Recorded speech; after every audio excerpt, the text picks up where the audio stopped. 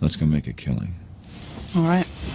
Welcome to the Las Vegas Football Contest Show. 10 to the 5 to the 4, play 1, touchdown! The sharpest football contest show in the land.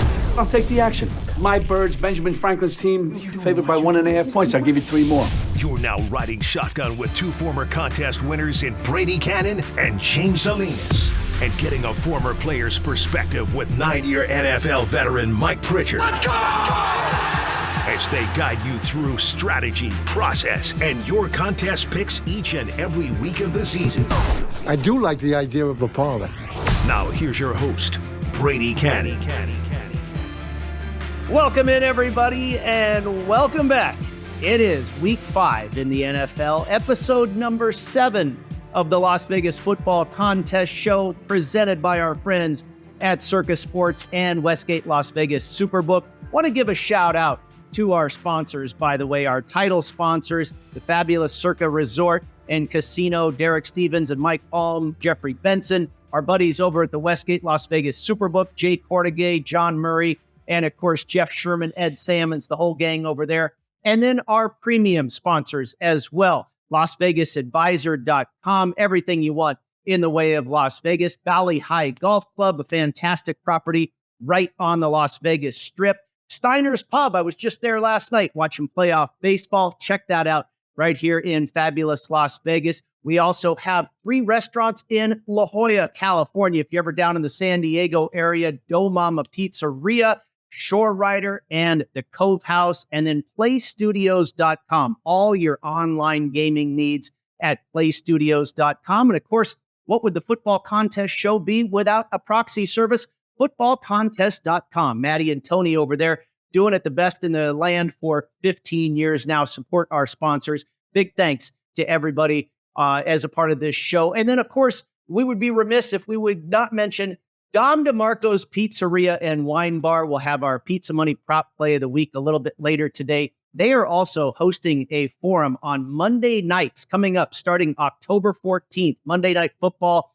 The famous Jim Feist will host it. Our friends Steve Fezzik, Bill Krakenberger, Aaron Renning, Scott Spreitzer, everybody will be around on Monday night at Dom DeMarco's to talk some football and some betting. All right, gentlemen. James Salinas, Mike Pritchard, I am Brady Kannon. We're ready to embark on week 5 in the NFL. Let's do a little housekeeping, what we saw happen in week 4 at the Westgate SuperContest. The top 5 most popular picks off to another good week, went 3-2. The consensus here in the Super Contest, batting about 500, 9, 10, and 1 overall. Not the case for Circus Sports Million. If you're just going against the consensus here in the Circus Sports Million, you're hitting 70% of your plays. They were 2-3 last week, and overall 6-14 against the spread.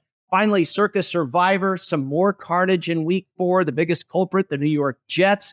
And then, of course, the Arizona Cardinals, the Steelers, the Browns, and the Bills, down to just 480 live entries after we started with 14,266. The inherent value of that ticket you purchased over the summer, now almost 30 grand. We will, of course, get into all of that a little bit later in the program, but let's get underway, guys. Start talking about the card in week 5. And as I always do, I'll throw to you, Mr. Salinas.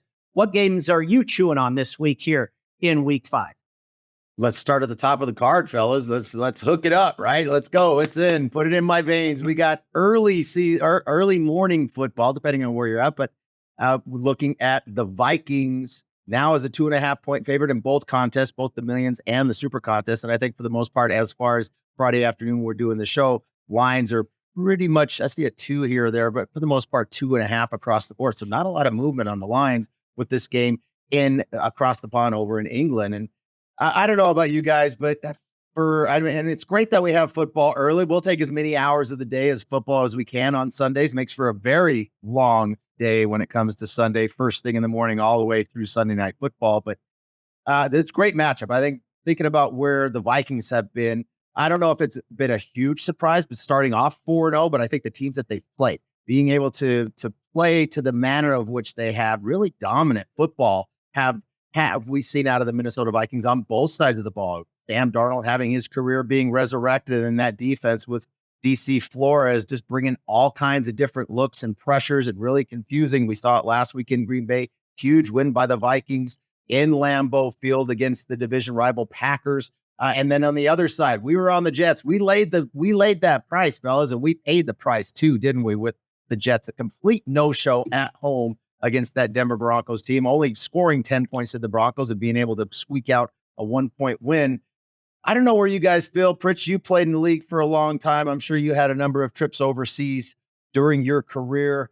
Right now, from where I stand, great game. Looking forward to watching this one, but I've kind of stayed away from some of these non-U.S. based games. I didn't play and do anything with that game in Brazil to start week 1.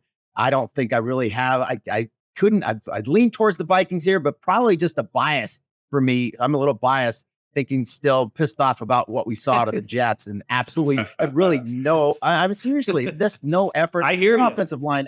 Look, their offensive line got their ass kicked. They got dominated up front by that Denver front. We talked about the linebackers being decimated for the Broncos. Didn't matter. They brought it. They were far more athletic and far more physical at the point of attack than the Jets. Do we see a different offensive line? And then who's going to be awake? What does the travel plans look like for these teams? Just a lot of other factors that have to try to handicap into these games. That's why I kind of stay away from it. Pritch, where are you at with these games, and what did it look like for you in your career going overseas?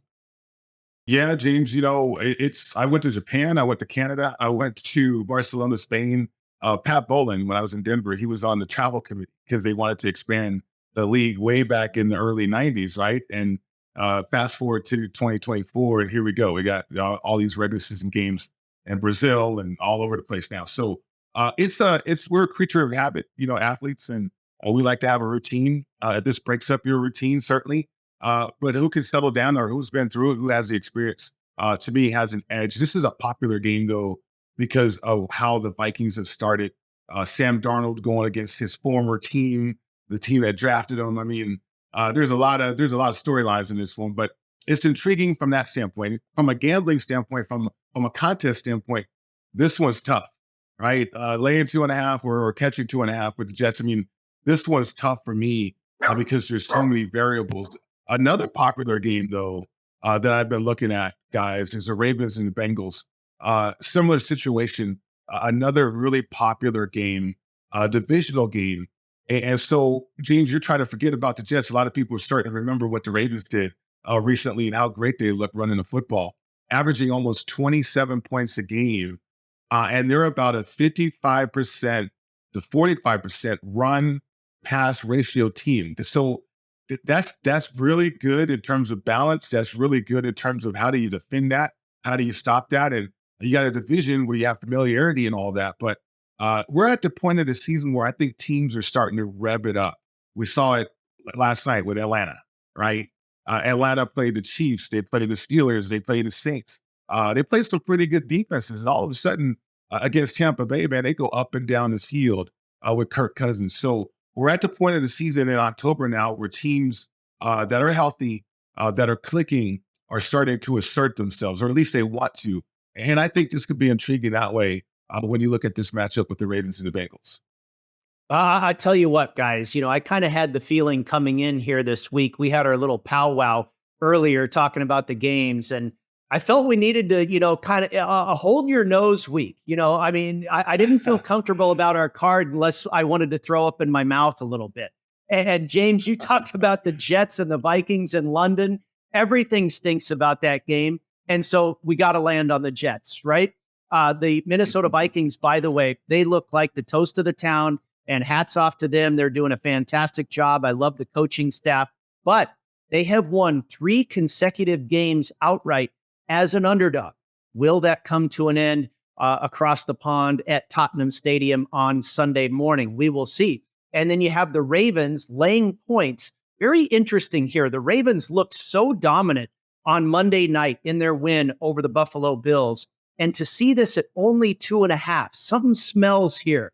I wonder about that one a little bit. I kind of think the Bengals might be a live home dog there in Cincinnati. Another really ugly one that we can continue. What's that? Go ahead.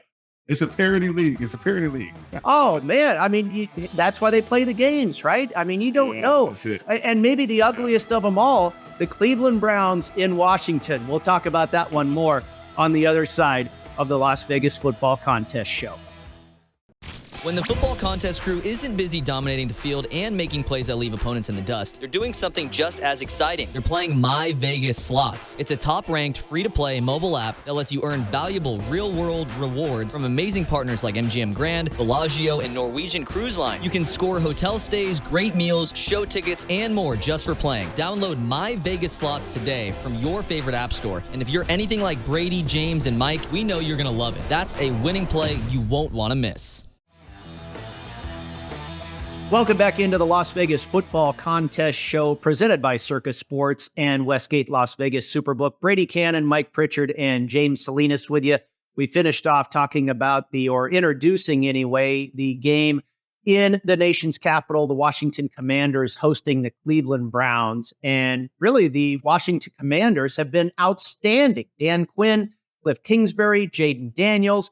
One of the real good stories in the NFL this year, but I wonder if that has a chance of crashing down on Sunday. Now, the Cleveland Browns, I think you could argue, are maybe one of the worst teams or the worst team in the NFL. They are extremely injured on that offensive line, a bad loss to the Raiders last week. But this one, courtesy of my longtime friend, Dr. Bob at Dr. Bob Sports, told me this about week 4 many years ago. Since 1980, this goes to the positive against the spread 67% of the time. And that is 1 and 3 teams off of a loss taking on a team coming off of a win. The Cleveland Browns are 1 and 3 off of a loss, taking on the Commanders off of a win. And I think what the story is behind that situation is, that 1 and 3 team is perceived as awful, and they just lost another game. And then that other team coming off of a loss maybe is a bit elevated, and you have a line that gets a little bit out of whack. I have already bet the Browns getting 3.5 this week. James, am I crazy? I said it's hold your nose week. For that one, yeah, Brady, you are. I don't want anything to do with the Browns. I don't want to deal with, and really it's Deshaun Watson. I don't want to deal with Deshaun Watson. I think, they're putting him out there out of a really contractual obligation, knowing the amount of money that he's making and what they've sacrificed as far as draft picks, et cetera, to the Houston Texans to acquire his services at the quarterback spot. And really just not a lot of confidence. Obviously, a lot of things swirling around off the field for him that really, those things are going to weigh you down. It's really affected his performance, his confidence, and he has to be the leader of that team. And it's really struggling right now. And hence the team is struggling. Thinking about the numbers that you were saying, a team that's 1 and 3, and yeah, we can hold our nose. I'm going to stay away from that one. I don't want to deal with the Browns. I really like what Washington is doing. And I think there's momentum is week to week, but I think in this week here with Washington coming home, just really what they've done at the coaching position with Kingsbury really running a lot of college offense for Daniels to really incorporate what he did well at LSU and making him feel comfortable in the NFL. I think it's been very impactful and affected so far in the young season. But think about another team that's 1 and 3 right now, and one of the worst teams in the league. But the numbers really don't kind of bear that out when it comes to the point spread here. You're coming off with the Carolina Panthers going to Chicago, and Chicago finding a way to beat the Rams last week, and they were a 3-point favorite in that game. Here in the contest anyway, the Bears are a 3.5-point favorite against the Carolina Panthers, which may be one of, if not the worst team, definitely one of the worst teams in the league. But thinking about where the Panthers are, really banged up at the linebacker position on the defensive front as well. But now with having Andy Dalton back there and being able to expand and open the offense, really there was no offense going on with Bryce Young. And coming in here now, I think we had talked about the Bears and the lack of, the struggles in the offense with Caleb Williams coming in as the number 1 pick. And then the other thing, Pritch, is thinking about, we talked about to start the show, we talked about the game in London with the Vikings and the Jets, and a lot of things that you have to kind of incorporate beyond the X's and O's and the matchups with the players and the teams themselves is when do teams get there? What are the impact of travel? All those types of things. Well, what about, Pritch, the impact of a team that's looking ahead to next week? Maybe the Jets were looking ahead to going across the pond and playing in London this coming week, which is going to be tomorrow or this Sunday against the Vikings. And really the lack of effort that we saw out of the Jets last week. I don't know if that's impactful or not, and if that really had any kind of impact as far as the game being played next week for the Jets. But now with the Bears, they have a game next week in London against Jacksonville. I don't know if this is a place where we're going to say it's overlooking the Carolina Panthers, but I'm kind of with you, Brady, here when we're talking about finding one of those 1-3 teams coming off a loss, now playing a team that came off a win in the Bears. Maybe we take the number here, even though we're not getting the best of it, with maybe a team with the Bears, maybe overlooking the Panthers, Pritch, and looking ahead to their game in London next week. Yeah, I guess the hold your nose time, huh? That's what we are when it looks at these games because, I mean, the Bears, they had so much optimism coming into the year. They were supposed to be the outlier. Now it's turned out to be the Commanders, we think, or so far, through the first few weeks of the season. And then Carolina got a boost from Andy Dalton, obviously. What I'm worried about with Carolina is all those injuries still. And then now people have seen a couple games of Andy Dalton with this offense. And, who are the Panthers? And with a new head coach, with a new organization, front office, I mean, I know it's hold your nose time. I get that feeling as well. But man, there's something about this game that gives me pause, though. How do you pause when you want to hold your nose and pick one of these teams? I'm with you, James, when it comes to Cleveland. That pig just stinks. It really does, all the way around. There's going to be some fallout up there, I believe. But I'd stay away from that one. But if we are holding our nose, then yeah, I mean, Carolina, maybe they can muster up a nice trip again on the road against Chicago. Well, that's part of the game theory when you play these contests too. We had a lousy week last week, really bad in the Circa Sports Million where we went 1-4, not as bad, but still under 500 in the SuperContest where we went 2-3. And, sometimes you have to go against the grain and go, with the unpopular selection to try and move back into the hunt. If you're just picking the same games as everybody else is, the consensus picks or what have you, you're not going to gain any ground. And you talk about a bad number there, both you guys, James and Mike, with the Carolina Panthers here. We're still getting the hook on the other side of the thing. It's still 3.5. So that's advantageous from an underdog standpoint. But you're right. In the live market, as we record this show, the Bears are back to a 4-point favorite. Personally, I made the Bears a 3-point favorite.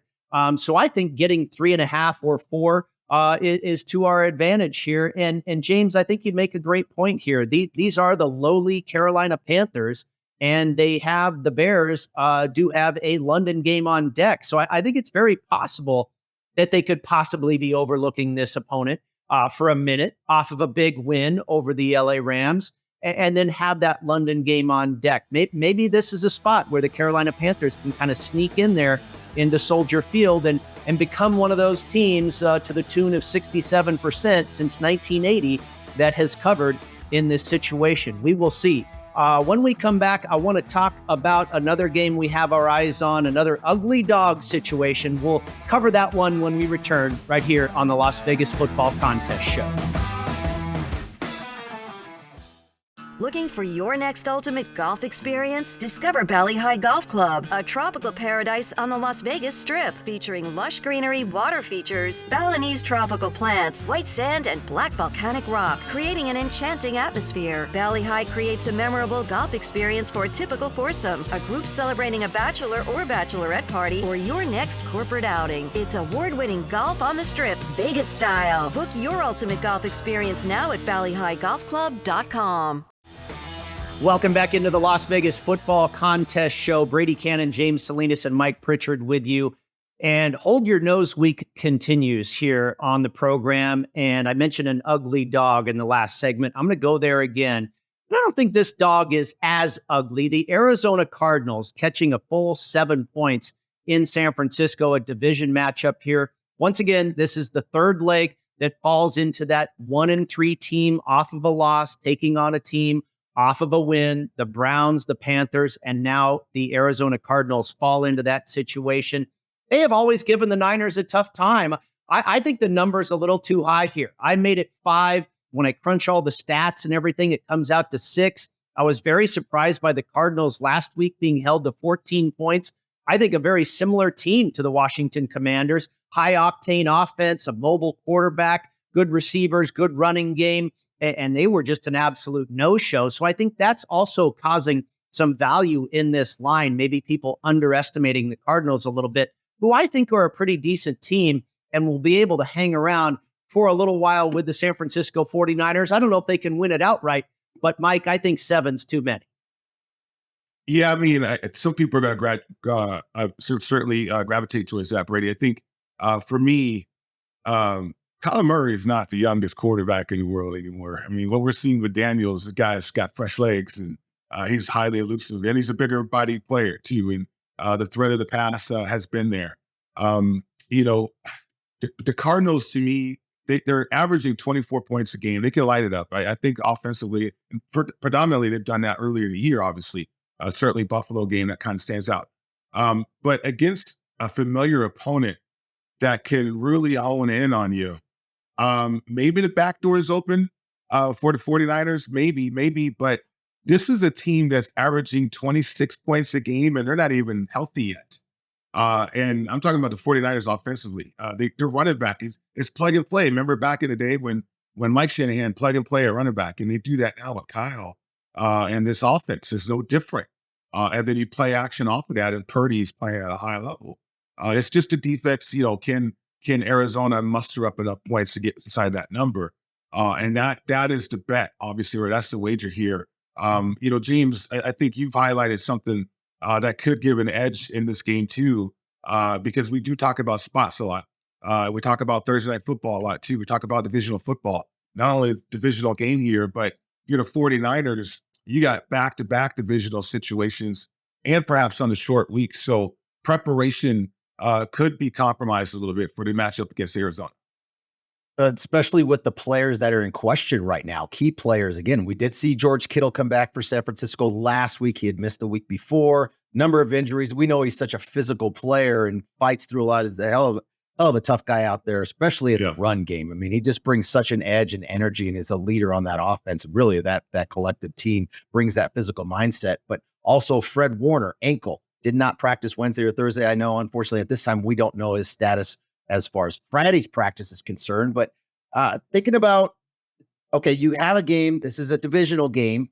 But I think within the NFC West, when you're San Francisco, it can be a divisional game against the Cardinals, yes, but maybe that's the lowest tier when it comes to rivalries, obviously, within the NFC West. You've got the Rams and you've got Seattle, especially over the last decade. I mean, there has been some bruising battles between the 49ers and Seattle in particular, and that's where they're going to be headed, is up to the Northwest come Thursday night, having to play at Seattle. So I just wonder, thinking about those injuries, all right, if you got a game, Brady, and you've got these guys that are key to your team, but you have a big game coming up, a divisional game playing right now. Seattle leads the NFC West with a 3-1 record. Do we stick Kittle and Warner in there to play these games, or even if they do play, or even if they don't, playing for a full 4 quarters? I wonder if there's a point in time, even if the game is starting to get out of hand, that the back door might be open for Arizona and Murray to be able to cover that back door. I don't know. I feel like that's the number you made the number 6 and 5.5, Brady. I like the 7. I like Arizona in this spot. I think it's a good scheduling spot for the Cardinals on the road. Yeah, I agree with you. I think they'll surprise some people. Again, that what we saw last was the Cardinals not looking too good. I think they're a much better team than that. Speaking of Seattle, this is probably going to be the number 1 most popular pick in Circa Survivor this week. In the next segment, we'll get into Circa Survivor. But Mike, I know you had some opinions on this game hosting the Giants up in the Pacific Northwest. Yeah, absolutely. I mean, I love the Seahawks in the spot, and the number doesn't scare me away either one of them. It's a 1-possession game that way. The Giants, so much uncertainty with that team. Neighbors is out. And Daniel Jones, where is he going to go with the football offensively? Defensively, Seattle took one on the chin, and they took an uppercut too to the solar plexus as well, because Detroit just went up and down the field on them. They're going to correct that, right? They're going to correct that. And I don't think they're going to look ahead to that matchup against San Francisco on a short week. They got to get home and take care of business right away. All right, more on the Seahawks and the Giants as we shift over to Circa Survivor talk in the next segment. Stick around. It's the Las Vegas Football Contest Show.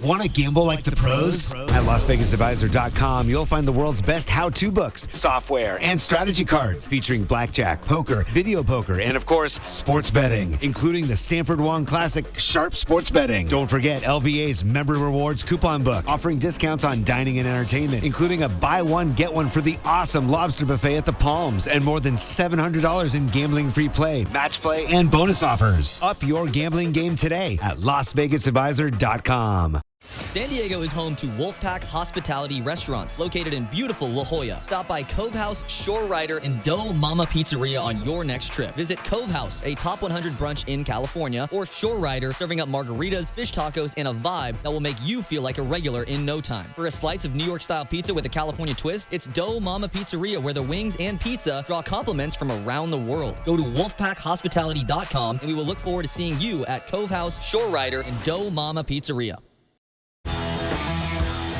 Welcome back into the Las Vegas Football Contest Show, presented by Circus Sports and Westgate Las Vegas Superbook. Again, check us out online, wherever you get your podcast, YouTube. Everything is a one-stop shop at footballcontestshow.com. All right, we were talking about the Seattle Seahawks and the San Francisco 49ers in the last segment. We want to shift over to a Circus Survivor perspective. And these are two candidates to be the most popular picks on the board this week. Now, you wonder how many people have the Seahawks left. We took them in week 1. I know a lot of people did take them in week 1. You have the San Francisco 49ers were the most popular pick in week 4, 277 entries successfully on San Francisco last week. Those are certainly the two most attractive from a survivor perspective, James. What do you think? If we still had a live ticket, and even from an against the spread perspective, we kind of lean Cardinals, but what about the Seahawks up at home hosting the Giants? I think between the two, if we had both the 49ers and the Seahawks, it'd be the Seahawks 100%. I would try to stay away from those divisional games. And even though the Cardinals are at the bottom of the division annually for the NFC West, it is still a division game, and you're going to get a great effort from them. Thinking about where Seattle is versus the Giants is the beat up team. It's not a good football team. They've had 10 days off. They played last Thursday. They really gave a competitive effort against the Dallas Cowboys. But again, that divisional competitive effort, and they played at home in that matchup. But they're really beat up. You talked, I think, Pritch, you said earlier that the rookie Neighbors is out. I know they're banged up in the running back position as well. And it's just not a really good football team coming in, limping into Seattle, tough place to play as well. And Seattle wanting to get themselves right, but kind of banged up around that game against Detroit. But it would definitely be Seattle for me 100% versus having to take San Francisco in that spot. But also thinking about some of the other, not a lot of big spreads out here this week, fellas. And so I think there's 7 games that the number is less than 2.5. It's 2.5 points or less. So almost basically half the card is 2.5 points or less. So we're looking at a lot of coin flip games here. But one of the other larger spreads, if you want to call it a big spread, is Kansas City, and Kansas City hosting the New Orleans Saints at home on Monday Night Football. 5.5 is the number in the contest for both the Millions and the Westgate. I'm curious here. I like the Saints in this spot. I think it's a spot here coming in for Kansas City. Kansas City, week in and week out, and they've been dealing with it for years since they've been the back-to-back Super Bowl champs, is they're going to get everybody's best shot. What does that take out of you, not only emotionally, but physically for the Kansas City Chiefs? Unfortunately for Kansas City, a lot of injuries on that offensive side, obviously with Rice going down last week, a little friendly fire from Mahomes rolling into his knee, and he has now been put on injured reserve. As well as we know, Pacheco is not playing. He's missed the last few games here. So offensively, some injured players for Kansas City in that vaunted offense, and a team that's just looking to continue just to find ways to win, which they've been doing, but they're not looking to, they don't care less about style points, just win and advance and move on week to week. In this spot here, though, Pritch, I wonder, thinking about where Kansas City is, taking everybody's best shot, they have a bye after this game on Monday night against the Saints. And thinking back when you played, Pritch, in that bye, whether it came early or later in the season, I think usually might want to have it midway through the season, but maybe right now for Kansas City and the wounds that they've suffered early in this season, Does that bye week, do you start looking past? Do you start looking ahead? Obviously, you're playing at home and it's Monday Night Football, but every game's a huge game. They're always on national TV. So I don't know if that really gets there. I mean, they're constantly on national. We see them all the time. So from that perspective, is it fired up for a non-conference game? We're talking about the Saints here, not even within the same conference. The NFC coming in to play the AFC, but a bye coming up here the next week to lick their wounds. Where do you think the Chiefs' head is at right now, whether you were playing them in Survivor and or trying to lay the number? Well, before I answer that, Brady, you mentioned early on the inherent value of a ticket right now in Survivor. What is it? It's just under 30,000. It's like $29,720. Can they chop it up now? Because the thing is, I mean, think about it, guys. The rate of elimination is off the charts. And this year has proven that anything and everything can happen, whether you believe it's a parity league or not, right?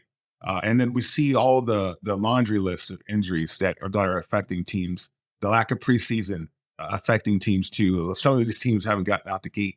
I don't even know if you want to even strategize for Thanksgiving at this point, or even Christmas, right? As you're trying to survive this thing. I think when you look at the Chiefs, James, their attitude has always been that the AFC Championship goes through Arrowhead. They have something about the Hunt family and the Hunt trophy, and the Hunt family owning the team and all this stuff. And the AFC, they own the AFC. And that is from people from within, right? Some good sources on that one. So the attitude is different. And how they managed the year, I never want to doubt Andy Reid and that organization and anything, because they know what they're doing from drafting, from restocking the covers, from getting rid of players, bringing in other guys, adjusting. I mean, Kareem Hunt is back on that team for Pete's sake. And you never thought that would happen, right? But out of necessity, here you go. And so I don't know how much of a beat they lose. They had Rice last year as a rookie, and now they have their other rookie this year. That's pretty exciting, from the University of Texas. And he goes down the field. He's vertical. They don't even have Hollywood Brown, and yet they still find ways. Travis Kelce hasn't even been involved yet. And so I give the Chiefs a lot of respect in that regard. There's 3-1 ATS, by the way, too, this year. So that's the team, that's the organization that when you think about any edges or maybe you can go against them because of certain situations, those are the kind of situations that I like to stay away from when you look at a team like that, Brady. I don't know about you, though. Well, I think you bring up a really good point for Circus Survivor, Mike, and that is, are you even worried about saving teams for Christmas and Thanksgiving at this point? You've got 480 entries left, and you're still about 9 weeks away from, Thanksgiving, Christmas, that type of. I think Thanksgiving is like week 13. The Chiefs, by the way, play on both Thanksgiving and Christmas. They they host the Raiders on Thanksgiving, and they visit the Steelers on Christmas. We were kind of saving the Chiefs for Christmas because the Steelers are in a really tough scheduling spot on Christmas. You have the Ravens at the Texans. A lot of people used the Texans when they beat the Bears a couple weeks ago. And then you have the Seahawks at the Bears on Christmas as well. Bears at the Lions on Thanksgiving, Giants at the Cowboys, Dolphins at the Packers, and I mentioned Raiders at the Chiefs. So the Chiefs are a pretty hot commodity, for the holidays. But again, is the contest really going to last that long? Do you kind of just have to go for broke right now? I mean, that's what these Survivor players are juggling. And that takes us to Los Angeles, the Rams hosting the Packers. Heck, the Packers are a huge favorite at 3.5 points this week, right? I tell you, I don't mind this side, the Green Bay side, though. We talked about this on the program last week, the Rams off of that huge emotional win over their division rival, the San Francisco 49ers, coming back in dramatic fashion. They left it all on the mat. James, you did a great job referencing how they did that against Detroit in week 1, and they laid an egg to follow up that in their loss to the Arizona Cardinals. They leave it all out on the field against the San Francisco 49ers, and they slip up against the Chicago Bears. Now, do they rebound here at home against the Green Bay Packers? or James, are the Packers a possible survivor play or even ATS play in your mind this week on the road as a road favorite? Definitely not on the road. And I don't care how many Packer fans are going to be in the stands. Those guys don't put on a uniform and get on the field. I think it's more so. But thinking about, I really watched the first half. I didn't watch the entirety of that game in the second half with Minnesota just completely really putting it on them on Green Bay in that first half. But Jordan Love didn't look healthy. We knew he was going to be rusty, not having played for about 3 weeks, but it just didn't look healthy and didn't look like he trusted anything. I know there were some garbage time points in the second half. They got back in and competed in that fourth quarter. But I think that would be a game I'd stay away because I just don't trust that Jordan Love is 100% with his knee. I agree with you. You made a good point about that last week, and he absolutely looked the part. And you're right. He had some garbage points. They tried to make a comeback, but we'll see if he's ready this week. My numbers tell me that the Packers are the side. I did not get involved in this game. More of the card to come on the other side. We continue to break down games here on the Las Vegas Football Contest Show. Want to enter the biggest and best football contests in Las Vegas, but don't know where to start? Look no further than footballcontest.com to get the info you need to succeed in the biggest football contests in the world. Circa Million, Circa Survivor, and the Westgate SuperContest. Reserve the most trusted proxy service in the business now at footballcontest.com. Maddie and Tony have been leaders in the industry for 15 years. They submit your picks while you focus on picking winners. Experience matters. Go with the pros at footballcontest.com and start winning now. Welcome back into the Las Vegas Football Contest Show. Brady Kannon, James Salinas, and Mike Pritchard with you.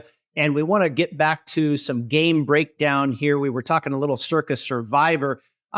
Everything can apply here against the spread or just winning outright. But we want to touch on a very interesting game taking place in the Mile High City, the hometown of Mr. Salinas, not too far away there. The Denver Broncos will be hosting the Las Vegas Raiders.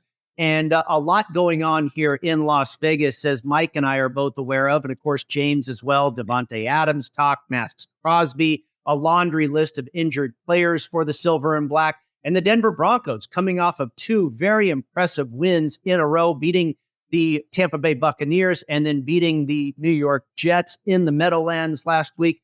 And the Denver Broncos here, a relatively short favorite, 2.5 in the SuperContest, 3 in the Circa Sports Million, and 3 currently in the live market. Your take on this one down the street from you there, James, between the Broncos and the Raiders.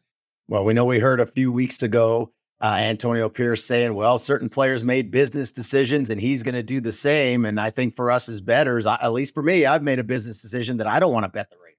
I don't want to have anything to do and put any of my money, whether we're talking contests or straight up bets, to play on the Raiders team, not only from the perspective of the injuries. We know there's a whole list. I look right now, and unfortunately, we don't have the Friday report, but I see at least a dozen DNPs on here for this roster. It's significant. We know Devontae Adams is most likely not going to play, but players like Max Crosby, I think Zamir White has already been ruled out for this game. They ruled him out yesterday, so it's down to Madison and whoever else is on the back end.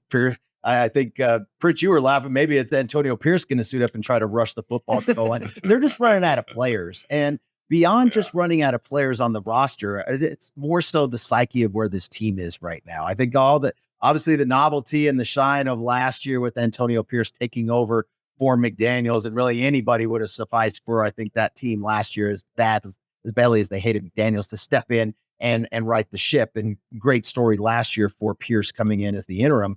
But now you're the big boss, and I think we're starting to see, not only starting to see, a lot of these things are crumbling and falling apart, and just what happens in that locker room. If guys are making business decisions for themselves and thinking about where they want to be either this year or next year and not putting out full effort, that's not a team that I want to start to put my money on. Not trusting their effort of where they're at, I don't want to deal with it. But thinking about the other side now with the Broncos, I hate to be prisoner of the moment, Rich, but thinking about was all against the Broncos last week, having to go on the road to play the Jets, really decimated at the linebacker spot. And man, did they bring the effort versus that Jets team. Very physical, very impressive, both back-to-back weeks, not only in Tampa, but last week in New York, but now coming home as the favorite. But coming home as the favorite against the team that they've lost 8 straight games to. And this used to be a rivalry. You played in it. You know what that was. And back in the day, 70s, 80s, and in the 90s, it was a hell of a rivalry. It hasn't been a rivalry for a while, not only because the Raiders have dominated the series over the last 4 to 5 years, but ultimately just feel like a lot of the shine has been taken off with the move with the Raiders in particular going to Las Vegas and not being in Oakland anymore.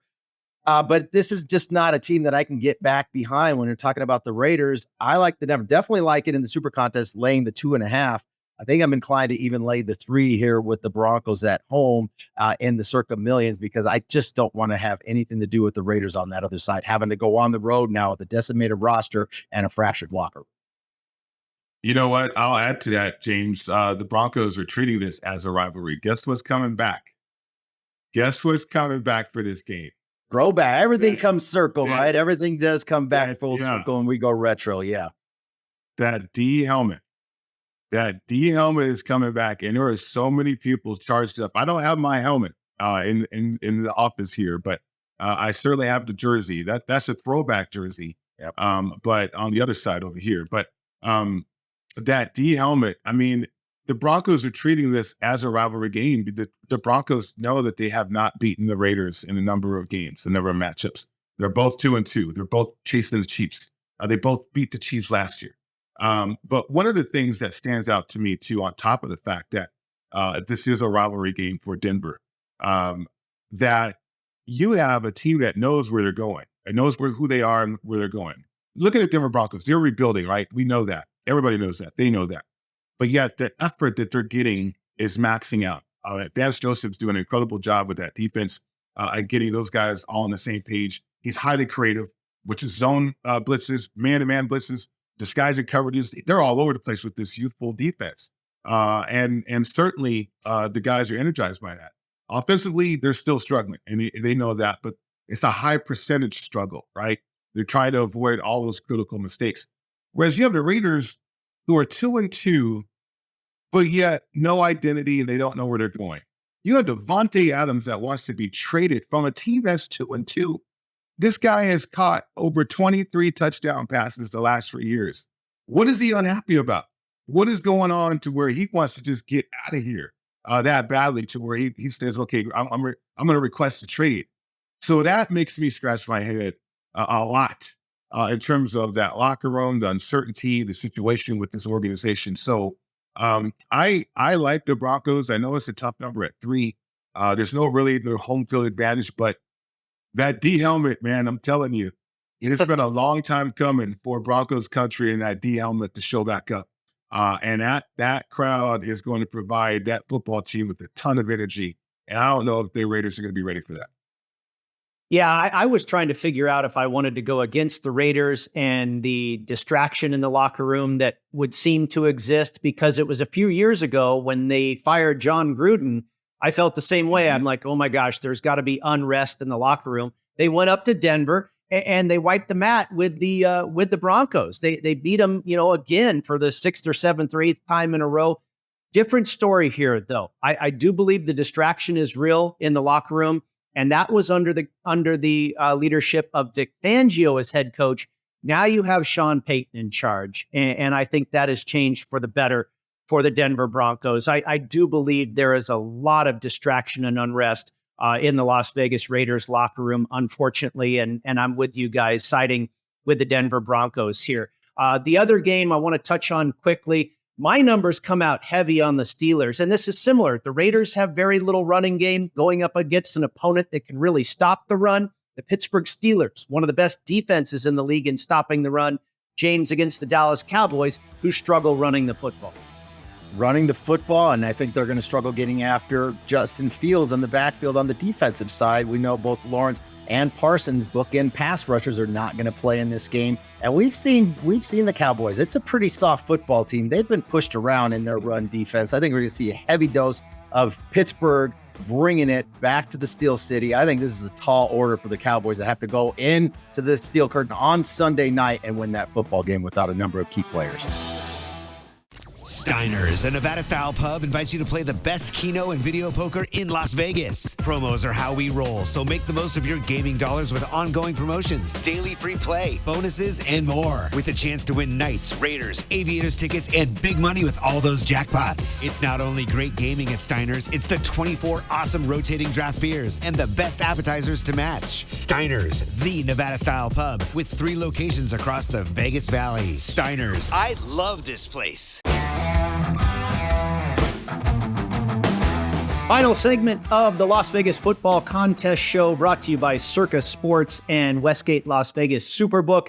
Gentlemen, it is time to release the cards for both the Westgate Super Contest and the Circa Sports Million. And let's run them down here. The Denver Broncos make our card. We were just talking about that game. In the Westgate Super Contest, a 2.5-point favorite. We're going to go ahead and lay the 3 in Circa Sports Million as well. The Arizona Cardinals is an ugly dog, catching the full 7 points at San Francisco. We're going to go with AZ to bounce back in a division matchup there with the Niners. The Steelers on Sunday Night Football laying 2.5 to the Dallas Cowboys.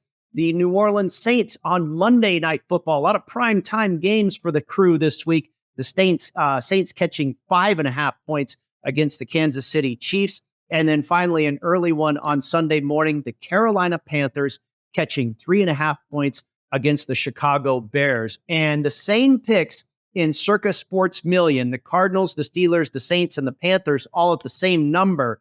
The only difference there, the Denver Broncos -3 in the Circa contest rather than the 2.5 in the Super. We're going to lay it both ways, 2.5 in the Super and 3 in Circa Sports Million. And then, of course, our Dom DeMarco's Pizza Money prop play of the week. We're going to go to Sunday Night Football and go against that running game of the Dallas Cowboys. Rico Dowdle, under 41.5 rushing yards. The tandem there with Zeke Elliott. Rico Dowdle under his rushing yard total of 41.5. James, we were going to break last segment talking a little bit about this game. I mentioned that Pittsburgh has a really good defense against the run. Dallas, not much of a threat in the running game. And that's how we landed on going under against Mr. Dowdle. Well, and we'll see how many snaps he actually gets out there versus Zeke Elliott. Obviously, Zeke Elliott's best days are behind him rushing the football, but I think they're going to need Elliott and his veteran presence in the backfield just to help try to, with the pass rush that we're going to see from Pittsburgh, and obviously with Watt on one end. But this is a team that can rush the passer very well. We know that. But thinking about the young offensive line, the tackles are both struggling. You got a rookie on the left side. This is a really young offensive line for the Dallas Cowboys. So I think you're going to need some veteran players in the backside, whether it's to help chip on JJ Watt, pick up blitzes, or just be there somebody that you can rely on in a big game like this to even touch the football and get some carries. I think we're going to see more Zeke Elliott in this matchup just from that standpoint, as far as the veteran leadership and playmaking ability that he has to help keep Prescott upright to try to throw the football in this matchup, Pritch. And I think from that game going into Sunday night for the Pittsburgh Steelers, I was kind of surprised. I think still that big star, and I've said it before, I think that big star for the Cowboys, they bring this on themselves, Pritch, that star in my mind is a big target, and I think that target is going to get hammered by the Steelers on Sunday. Yeah, we remember this matchup, don't we? Steelers, Cowboys, much watch TV back in the heyday in the 70s and even in the 80s, really. Somewhat in the 90s, I think we saw a Super Bowl between those two teams again. But we talked about a rivalry with the Broncos and the Raiders. I mean, this thing goes way back, as we were just talking about. But it's style, right? The Steelers, they want to rough you up. They want to play tough-minded football. They got out physical last week against Indy. I think they got embarrassed, even though they came up a little bit short. Justin Fields turning the ball over, not playing great, but he did start to use his legs, though. And you look at the Steelers from a running back situation, they're down to one running back, as both backup running backs or platoon running backs are banged up. The other best option at running the football will be Justin Fields. And I don't think Dallas is ready for that. It'll simplify the game. Arthur Smith is highly capable of implementing that type of game plan in offensively for the Steelers too. So the Cowboys, they run away from physicality. They succumb to it. So This is a tough matchup for Dallas and what they're all about at this point. Yeah, my numbers come out to Steelers pretty heavy here. So I don't mind leaning on that and expecting the Pittsburgh Steelers to bounce back off of that loss last week, returning home here. I think it's a good spot in the Steelers, just laying 2.5 there, less than a field goal against, like you say, Mike, an age-old rivalry. Everybody gets up for the Cowboys no matter what. We are on the Broncos, the Cardinals, the Steelers, and the Saints, and the Panthers in both contests, both the Westgate SuperContest and the Circa Million. And then, of course, our Dom DeMarco's Pizza Prop Money Play of the Week under the rushing yards of 41.5 for the Cowboys running back, Rico Dowdle. Everybody have a great weekend. I hope your picks come out well. Enjoy the contest. Have some fun. Thank you for tuning in. As always, we'll be back with more next week for episode number 8 of the Las Vegas Football Contest Show. Thanks for tuning in to the Las Vegas Football Contest Show. Don't you just love football? God, what a fun sport. Subscribe today on YouTube, Spotify, and Apple Podcasts to receive weekly alerts as soon as the show's available. Good luck with your contest selections. Pay that man his money. And we'll talk to you next week.